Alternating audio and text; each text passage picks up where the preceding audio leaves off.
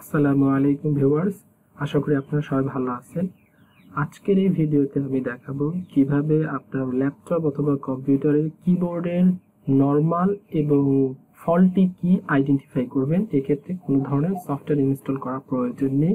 প্রথমে আমরা Google Chrome ব্রাউজারটি open করে নিচ্ছি। এরপরে আমরা লিখব অনলাইন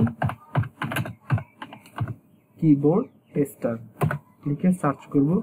প্রথম যেটা আসছে আপনারা এটা অথবা এটা যে কোনো একটি লিঙ্কে ক্লিক করবেন। আমি এই লিঙ্কে ক্লিক করছি।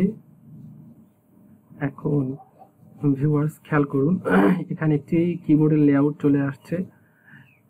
যদি এই ধরনের চিহ্ন আসে কোনো, তাহলে বাটনটি হোল্ড অবস্থায় আছে। যদি এই রকম আসে তাহলে বাটনটি প্রেস করার পর রিলিজ করলে এইরকম আসবে, অর্থাৎ এই কিটি ঠিক আছে। আর এইরকম আসলে এই কিটি নষ্ট অথবা ফল্টি, অর্থাৎ হোল্ড অবস্থায় আছে। এখন আমরা একটু চেক করে দেখি।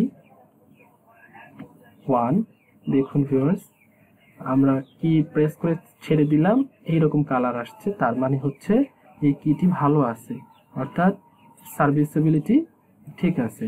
তারপর 2 ঠিক আছে, 3 ঠিক আছে, 4 ঠিক আছে।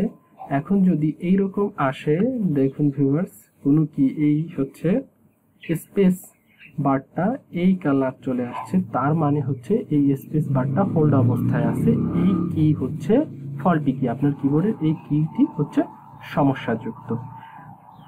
আর কিভাবে আপনারা এই সমস্যাযুক্ত কি এটা অফ করে রাখবেন, সেটা আমি পরবর্তী যে কোনো একটা ভিডিওতে দেখাবো। সবাই ভালো থাকুন, সুস্থ থাকুন, আল্লাহ হাফেজ।